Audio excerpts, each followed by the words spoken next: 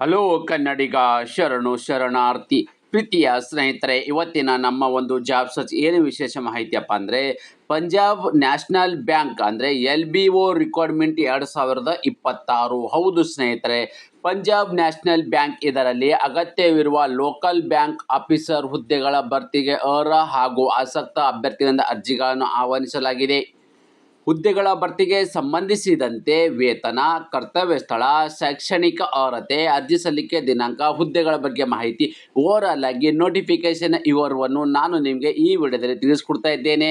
ಅದಕ್ಕಿಂತ ಮುಂಚಿತವಾಗಿ ನಮ್ಮ ಯೂಟ್ಯೂಬ್ ಚಾನಲ್ಗೆ ಮೊದಲ ಬಾರಿ ಭೇಟಿ ನೀಡಿದ್ದರೆ ಸಬ್ಸ್ಕ್ರೈಬ್ ಜೊತೆಗೆ ಬೆಲ್ ಐಕನ್ ಕ್ಲಿಕ್ ಮಾಡೋದನ್ನು ಮರೆಯಬೇಡಿ.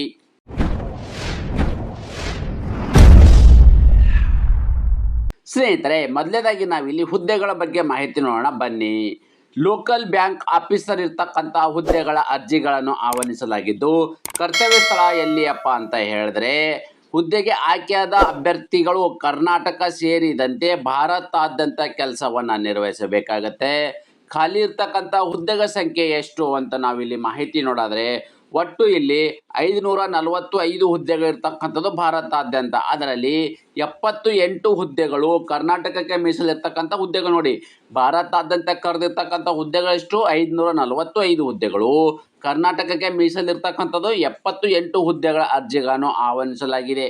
ಅದೇ ರೀತಿ ಶೈಕ್ಷಣಿಕ ಅರ್ಹತೆ ಏನನ್ನು ಹೊಂದಿರಬೇಕು ಅಂತ ನೋಡಿದ್ರೆ, ಅಭ್ಯರ್ಥಿಗಳು ಮಾನ್ಯತೆ ಪಡೆದ ವಿದ್ಯಾಸಂಸ್ಥೆಯಿಂದ ಯಾವುದೇ ಪದವಿ ವಿದ್ಯಾರ್ಹತೆ ಹೊಂದಿರಬೇಕು. ನೋಡಿ, ಎನಿ ಡಿಗ್ರಿ ಪಾಸ್ ಆಗಿರ್ತಕ್ಕಂಥ ಅಭ್ಯರ್ಥಿಗಳು ಈ ಒಂದು ಹುದ್ದೆಗೆ ಅರ್ಜಿಗಳನ್ನು ಸಲ್ಲಿಸಬಹುದಾಗಿದೆ. ಸ್ನೇಹಿತರೆ, ವಯೋಮಾನ ಅಂದರೆ ಈ ಒಂದು ಹುದ್ದೆಗೆ ಅರ್ಜಿಗಳನ್ನು ಸಲ್ಲಿಸಬೇಕಾದ್ರೆ ಯಾವ ವಯೋಮಿತಿ ಒಳಗಡೆ ಇರ್ತಕ್ಕಂಥ ಅಭ್ಯರ್ಥಿಗಳು ಈ ಒಂದು ಹುದ್ದೆಗೆ ಅರ್ಜಿಗಳನ್ನು ಸಲ್ಲಿಸಬಹುದು ಅಂತ ನಾವು ಮಾಹಿತಿ ನೋಡೋದಾದರೆ, ತಾವುಗಳು ಇಲ್ಲಿ ಗಮನಿಸಬಹುದಾಗಿದೆ. ದಿನಾಂಕ 1 ಜುಲೈ 2026ಕ್ಕೆ ಅನ್ವಯವಾಗುವಂತೆ ನಿಮಗೆ ಮಿನಿಮಮ್ 20 ವರ್ಷ ಇರಬೇಕು, ಮ್ಯಾಕ್ಸಿಮಮ್ 30 ವರ್ಷ. ನೋಡಿ, 1 ಜುಲೈ 2026ಕ್ಕೆ ಅನ್ವಯವಾಗುವಂತೆ ಮಿನಿಮಮ್ ನಿಮಗೆ 20ರಿಂದ 30 ವರ್ಷ ಒಳಗಡೆ ಇರ್ತಕ್ಕಂಥ ಅಭ್ಯರ್ಥಿಗಳು ಈ ಒಂದು ಹುದ್ದೆಗೆ ಅರ್ಜಿಗೆ ಸಲ್ಲಿಸಬಹುದು. ಇದು ಜನರಲ್ ಕ್ಯಾಟಗರಿ ಸಂಬಂಧಪಟ್ಟ ಅಭ್ಯರ್ಥಿಗಳಿಗೆ ವಯೋಮಿತಿ ಇರ್ತಕ್ಕಂಥದ್ದು. ಹಾಗಾದರೆ ವಯೋಮಿತಿಯಲ್ಲಿ ಕೂಡ ಸಡಿಲಿಕೆ ನೀಡಲಾಗಿದೆ. ಎಲ್ಲ ಅಭ್ಯರ್ಥಿಗಳಿಗೆ ವಯೋಮಿತಿಯಲ್ಲಿ ಸಡಿಲಿಕೆ ನೀಡಲಾಗಿದೆ ಅಂತ ಹೇಳಿದ್ರೆ, OBC ಅಭ್ಯರ್ಥಿಗಳು ಮತ್ತು NCL ಅಭ್ಯರ್ಥಿಗಳಾಗಿದ್ದರೆ ಅವರಿಗೆ ಇಲ್ಲಿ 3 ವರ್ಷಗಳ ಕಾಲ ವಯೋಮಿತಿ ಸಡಿಲಿಕೆವಿದ್ದು, SC/ST ಅಭ್ಯರ್ಥಿಗಳಾಗಿದ್ದರೆ ಅವರಿಗೆ 5 ವರ್ಷ ವಯೋಮಿತಿ ಸಡಿಲಿಕೆವಿದ್ದು, PWD ಅಭ್ಯರ್ಥಿಗಳಾಗಿದ್ದರೆ ಅವರಿಗೆ 10 ವರ್ಷಗಳ ಕಾಲ ವಯೋಮಿತಿಯಲ್ಲಿ ಸಡಿಲಿಕೆಯನ್ನು ನೀಡಲಾಗಿದೆ. ಸ್ನೇಹಿತರೆ, ವೇತನ ಅಂದರೆ ಆಯ್ಕೆಯಾಗಿರ್ತಕ್ಕಂಥ ಅಭ್ಯರ್ಥಿಗಳಿಗೆ ಪ್ರತಿ ತಿಂಗಳು ಸಿಗ್ತಕ್ಕಂಥ ವೇತನ ಎಷ್ಟಪ್ಪ ಅಂದರೆ 48,480ರಿಂದ ಇಲ್ಲಿ 85,920 ರೂಪಾಯಿವರೆಗೂ ಪ್ರತಿ ತಿಂಗಳು ಸಿಗ್ತಕ್ಕಂಥ ವೇತನವಾಗಿದೆ. ಅದೇ ರೀತಿ ಆಯ್ಕೆ ವಿಧಾನ ಹೇಗೆ ಮಾಡ್ತಾರೆ ನೋಡಿ. ಈ ಒಂದು ಹುದ್ದೆಗೆ ಅಂದರೆ ಈ ಒಂದು ಅರ್ಜಿ ಸಲ್ಲಿಸಿರ್ತಕ್ಕಂಥ ಅಭ್ಯರ್ಥಿಗಳನ್ನ ಸೆಲೆಕ್ಷನ್ ಪ್ರೊಸೆಸ್ ಈ ರೀತಿ ಮಾಡ್ತಾರೆ. ಮೊದಲನೇದಾಗಿ ನಿಮಗೆ ಒಂದು ಆನ್ಲೈನ್ ಎಕ್ಸಾಮನ್ನು ನಡೆಸ್ತಾರೆ. ಓಕೆ, ಈ ಆನ್ಲೈನ್ ಎಕ್ಸಾಮಲ್ಲಿ ಅಂದರೆ ನಿಮಗೆ CBT ಎಕ್ಸಾಮ್ ಅಂದರೆ ಕಂಪ್ಯೂಟರ್ ಆಧಾರಿತ ಎಕ್ಸಾಮನ್ನು ನಡೆಸ್ತಾರೆ. ಆ ಎಕ್ಸಾಮಲ್ಲಿ ಕ್ವಾಲಿಫೈ ಆಗಿರ್ತಕ್ಕಂಥ ಅಭ್ಯರ್ಥಿಗಳನ್ನ ಸ್ಕ್ರೀನಿಂಗನ್ನು ಎಕ್ಸಾಮ್ ಮಾಡಿಸ್ತಾರೆ. ಇದಾದ ನಂತರ ನೋಡಿ, ಭಾಷಾ ಪ್ರಾವೀಣ್ಯತೆ ಪರೀಕ್ಷೆ ಅಂದಪ್ಪ ಅಂದರೆ ಲೋಕಲ್ ಲ್ಯಾಂಗ್ವೇಜ್ ಅಂದರೆ ನಾವು ಕರ್ನಾಟಕದ ಅಭ್ಯರ್ಥಿಗಳಾಗಿರೋದ್ರಿಂದ ಇಲ್ಲಿ ಕನ್ನಡದ ಒಂದು ಲೋಕಲ್ ಕನ್ನಡ ಪರೀಕ್ಷೆ ಒಂದು ಕಡ್ಡಾಯವಾಗಿರಲಿದೆ. ಸ್ನೇಹಿತರೆ, 10ನೇ ತರಗತಿ ಅಥವಾ 12ನೇ ತರಗತಿಯಲ್ಲಿ ನಿಗದಿಪಡಿಸಿದ ಸ್ಥಳೀಯ ಭಾಷೆಯನ್ನು ಅಧ್ಯಯನ ಮಾಡಿದ ಅಭ್ಯರ್ಥಿಗಳು ಭಾಷಾ ಪ್ರಾವೀಣ್ಯತೆ ಪರೀಕ್ಷೆಯಿಂದ ವಿನಾಯಿತಿಯನ್ನು ಪಡೆಯುತ್ತಾರೆ. ನೋಡಿ, ನಿಮಗೆ ಇಲ್ಲಿ ಮೊದಲನೇದಾಗಿ ಒಂದು ಆನ್ಲೈನ್ ಪರೀಕ್ಷೆ ಇದ್ದು ಎಲ್ಲರಿಗೆ ಕಾಮನ್ ಇರ್ತಕ್ಕಂಥದ್ದು. ಇದಾದ ನಂತರ ಸ್ಕ್ರೀನಿಂಗ್ ಇರ್ತಕ್ಕಂಥದ್ದು.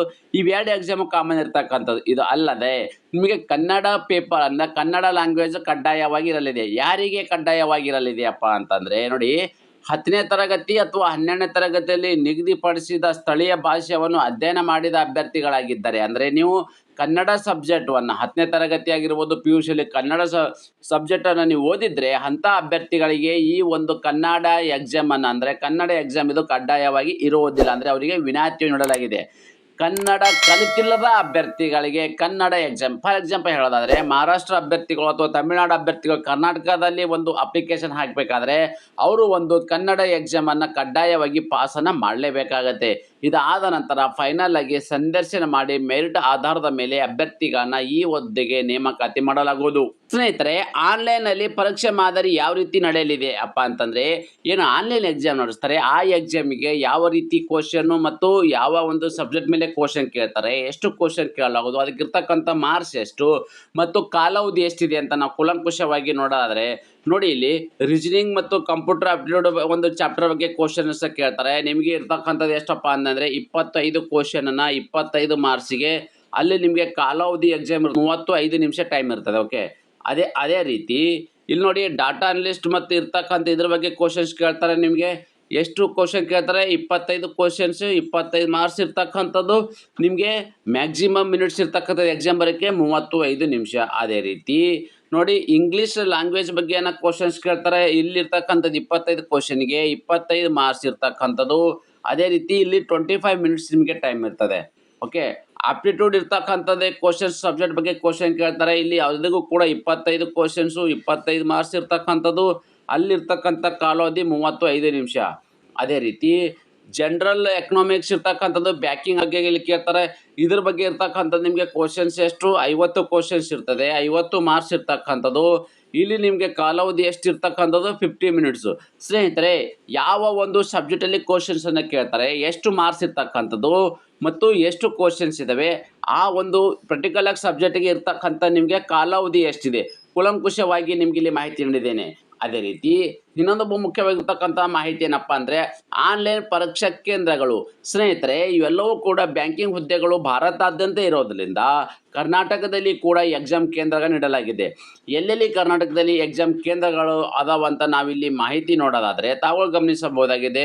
ಬೆಂಗಳೂರು, ಹುಬ್ಬಳ್ಳಿ, ಧಾರವಾಡ, ಮೈಸೂರು, ಶಿವಮೊಗ್ಗ, ಮಂಗಳೂರು, ಬೆಳಗಾವಿ. ಬೆಂಗಳೂರು ಸೇರಿದಂತೆ ಕರ್ನಾಟಕದಾದ್ಯಂತ ಇಷ್ಟು ಒಂದು ಜಿಲ್ಲೆಗಳಿಗೆ ಎಕ್ಸಾಮ್ ಕೇಂದ್ರಗಳನ್ನು, ಅಂದರೆ ಎಕ್ಸಾಮ್ ಬರೀಕೆ ಕೇಂದ್ರಗಳು ನೀವು ಆನ್ಲೈನ್ ಅಪ್ಲಿಕೇಶನ್ ಹಾಕೋಬೇಕಾದ್ರೆ ಚೂಸನ್ನು ಮಾಡ್ಕೋಬೇಕಾಗತ್ತೆ. ಓಕೆ, ಹಾಗಾದರೆ ಅರ್ಜಿ ಸಲ್ಲಿಕೆ ವಿಧಾನ ಹೇಗೆಪ್ಪ ಅಂತಂದರೆ, ಅಭ್ಯರ್ಥಿಯು ಈ ಹುದ್ದೆಗೆ ಆನ್ಲೈನ್ ಮೂಲಕವೇ ಅರ್ಜಿಗಳನ್ನು ಸಲ್ಲಿಸಬೇಕು. ಈ ಆನ್ಲೈನ್ ಮೂಲಕ ಅರ್ಜಿಗಳನ್ನು ಹೇಗೆ ಸಲ್ಲಿಸಬೇಕು ಎಂಬುದನ್ನು ಮುಂದೆ ಹೇಳುತ್ತೇನೆ, ಗಮನಿಸಿ.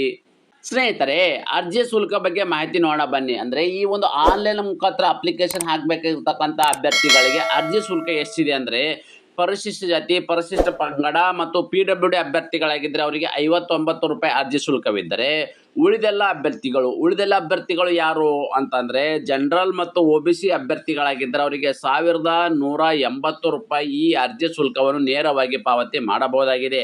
ಅದೇ ರೀತಿ ಈ ಅರ್ಜಿ ಶುಲ್ಕವನ್ನು ಹೇಗೆ ಪಾವತಿ ಮಾಡಬೇಕಪ್ಪ ಅಂದರೆ, ನೀವು ಆನ್ಲೈನ್ ಅಪ್ಲಿಕೇಶನ್ ಹಾಕಬೇಕಾದ್ರೆ debit card, credit card, net banking, PhonePe, Google Pay, GPay ಮತ್ತು ಇನ್ನೊಂದೇನಪ್ಪ ಅಂದರೆ ನೀವು ಸ್ಕ್ಯಾನರ್ ಮುಖಾಂತರ ಡೈರೆಕ್ಟಾಗಿ ನೇರವಾಗಿ ನೀವು ಆನ್ಲೈನ್ ಮುಖಾಂತರ ಈ ಅರ್ಜಿ ಶುಲ್ಕ ಪಾವತಿ ಮಾಡಬಹುದಾಗಿದೆ.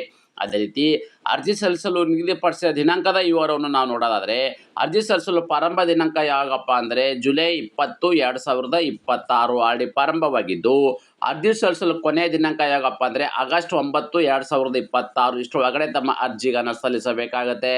ಅದೇ ರೀತಿ ಮತ್ತು ತಾತ್ಕಾಲಿಕವಾಗಿ ಆನ್ಲೈನ್ ಪರೀಕ್ಷೆ ಯಾವಾಗ ನಡೆಸ್ತಾರೆಪ್ಪ ಅಂತ ಹೇಳೋದಾದರೆ ತಾವುಗಳು ಇಲ್ಲಿ ಗಮನಿಸಬಹುದಾಗಿದೆ. ಆಗಸ್ಟ್ 26 ಮತ್ತು ಸೆಪ್ಟೆಂಬರ್ 26 ಎರಡರಂದು ನಡೆಯಲಿದೆ. ನೋಡಿ, ಆಗಸ್ಟ್ ಅಥವಾ ಸೆಪ್ಟೆಂಬರ್ ತಿಂಗಳಲ್ಲಿ ನಿಮಗೆ ಒಂದು ಆನ್ಲೈನ್ ತಾತ್ಕಾಲಿಕ ಎಕ್ಸಾಮ್ ಇರ್ತಕ್ಕಂಥದ್ದು ನಡೆಯಲಿದೆ. ಈ 2 ತಿಂಗಳಲ್ಲಿ ಯಾವುದಾದ್ರೂ ಒಂದು ಡೇಟನಲ್ಲಿ ಫಿಕ್ಸ್ ಮಾಡ್ತಾರೆ ಎಕ್ಸಾಮ್ ಬರೆಯೋದಕ್ಕೆ. ಓಕೆ ಸ್ನೇಹಿತರೆ, ಫುಲ್ ನೋಟಿಫಿಕೇಶನ್ ವಿವರವನ್ನು ನಿಮಗೆ ಆಲ್ರೆಡಿ ಮಾಹಿತಿ ಕೊಟ್ಟಿದ್ದೇನೆ. ಆನ್ಲೈನ್ ಅಪ್ಲಿಕೇಶನ್ ಲಿಂಕ್ ಆಗಿರ್ಬೋದು, ಟೆಲಿಗ್ರಾಮ್ ಲಿಂಕು, ವಾಟ್ಸಪ್ ಲಿಂಕು ಇವೆಲ್ಲವೂ ಕೂಡ ನನ್ನ ಯೂಟ್ಯೂಬ್ ಡಿಸ್ಕ್ರಿಪ್ಷನ್ ಬಾಕ್ಸಲ್ಲಿ ನೀಡಿದ್ದೇನೆ. ಅದಕ್ಕೂ ಕೂಡ ನೀವು ಜಾಯ್ನ್ ಆಗಬಹುದು. ಪ್ರತಿನಿತ್ಯ ಅಪ್ಡೇಟ್ ನೀವು ನೇರವಾಗಿ ಅಲ್ಲಿ ಪಡೆಯಬಹುದಾಗಿದೆ. ಅದೇ ರೀತಿ ನಾನು ಅಲ್ಲಿ ಕೊಟ್ಟಿರ್ತಕ್ಕಂಥ ಅಪ್ಲಿಕೇಶನ್ ವೆಬ್ಸೈಟ್ ಕೂಡ ಅಲ್ಲಿ ಕೊಟ್ಟಿರುತ್ತೇನೆ. ನೀವೇನು ಮಾಡಬೇಕು, ಅದರ ಮೇಲೆ ಕ್ಲಿಕ್ ಮಾಡಿದಾಗ ಈ ಥರದ ಒಂದು ಪೇಜನ್ನು ಓಪನ್ ಆಗುತ್ತೆ. ಇಲ್ಲಿ ನೋಡಿ, ನೀವು ಆಲ್ರೆಡಿ ರಿಜಿಸ್ಟ್ರೇಷನ್ ಆಗಿದ್ದರೆ ನೀವು ಇದ್ರ ಮೇಲೆ ಕ್ಲಿಕ್ ಮಾಡಬೇಕಾಗತ್ತೆ.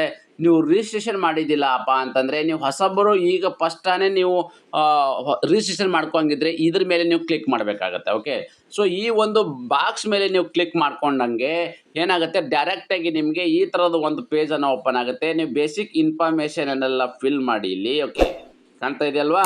ಈ ಬೇಸಿಕ್ ಎಲ್ಲ ಇನ್ಫಾರ್ಮೇಷನನ್ನು ಫಿಲ್ ಮಾಡಿ ನೀವು ಇಲ್ಲಿ ಸೇವ್ ಆ್ಯಂಡ್ ನೆಕ್ಸ್ಟ್ ಮೇಲೆ ಕೊಟ್ಟಾಗೆ ನೀವೇನು ಮಾಡ್ತೀರಿ, ಫಸ್ಟ್ ಇದಕ್ಕೆ ರಿಜಿಸ್ಟ್ರೇಷನ್ ಆಗ್ತಿದೆ. ಓಕೆ, ಈ ರಿಜಿಸ್ಟ್ರೇಷನ್ ಆದಮೇಲೆ ಒಂದು ಅಪ್ಲಿಕೇಶನ್ ಫಾರ್ಮ್ಯಾಟ್ ಓಪನ್ ಆಗುತ್ತೆ. ಡೈರೆಕ್ಟಾಗಿ ಆ ಒಂದು ಫಾರ್ಮ್ಯಾಟ್ ಮುಖಾಂತರ ತಾವುಗಳಲ್ಲಿ ಗಮನಿಸ್ತಾ ಇದ್ರಿ ಇವೆಲ್ಲವೂ ಸ್ಟೆಪ್ ಏನಿದೆ ನೋಡಿ, ಇದು ಫಸ್ಟ್ನೇ ಸ್ಟೆಪ್ ಇರ್ತಕ್ಕಂಥದ್ದು. ಓಕೆ, ಇದು ಫಸ್ಟ್ನೇ ಸ್ಟೆಪ್ಪಿಂದ ಆಗಬೇಕು. ಇವೆಲ್ಲವೂ ಕೂಡ ಸ್ಟೆಪ್ಪನ್ನು ನೀವು ಕಂಪ್ಲೀಟ್ ಮಾಡಿಕೊಂಡಾಗೆ ನಿಮ್ಮದು ಈ ಒಂದು ಅಪ್ಲಿಕೇಶನ್ ಓವರಾಲ್ ಆಗಿರ್ತಕ್ಕಂಥ ನಿಮ್ಮ ಈ ಒಂದು ಅಪ್ಲಿಕೇಶನನ್ನು ಕಂಪ್ಲೀಟ್ ಆಗಲಿದೆ ಸ್ನೇಹಿತರೆ. ಓಕೆ, ಇದೇ ಥರದ ಒಂದು ಫಾರ್ಮ್ಯಾಟಲ್ಲಿ ನೀವು ಈ ಒಂದು ಅರ್ಜಿಗಳನ್ನು ಸಲ್ಲಿಸಿ.